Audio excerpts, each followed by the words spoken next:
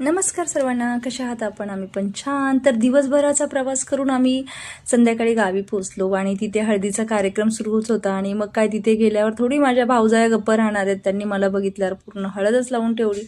एवढी हळद लावली का तो हळदीचा कलरच निघत नव्हता. मग काय, केसांपासून हळद होती, त्यामुळे मग काय संध्याकाळी घरी जाऊन आंघोळ करावी लागली. आणि मग काय, आंघोळ झाल्यानंतर मग मस्तपैकी आईने पिठलं भाकरी आणि पापड लोणच्याचा बेत केला होता. कारण लग्न घरी जेवण होतं, परंतु आमचे भाऊ काय तेलकट खात नाही, त्याच्यामुळे त्यांना पिठलंच खायचं होतं.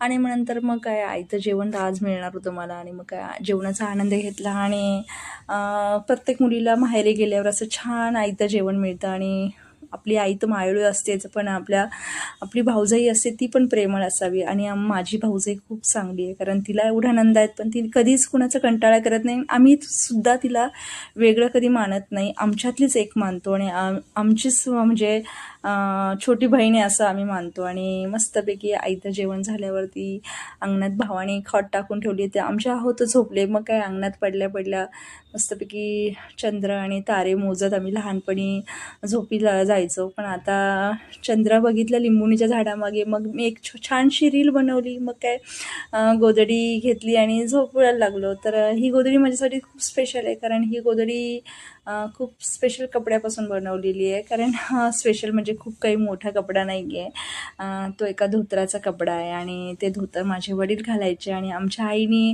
मुद्दाम त्या धोतरांपासून काही गोधड्या बनवल्या आहेत की म्हणजे असंच आठवण म्हणून बनवल्या आहेत. आणि माझ्यासाठी खूप ती महत्त्वाची. मी काय अनुभव घेते हे तुम्हाला सांगू शकत नाही. आणि कारण माझ्या खूप त्या गोधडीशी म्हणजे वेगळी माझी मतं आहेत.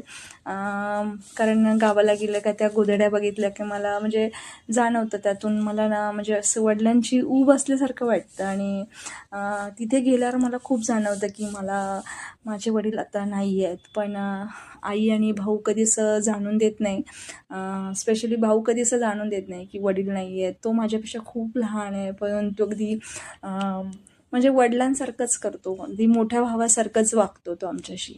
तर तुमचे माहेरपणाचे काही अनुभव असेल तर सांगा.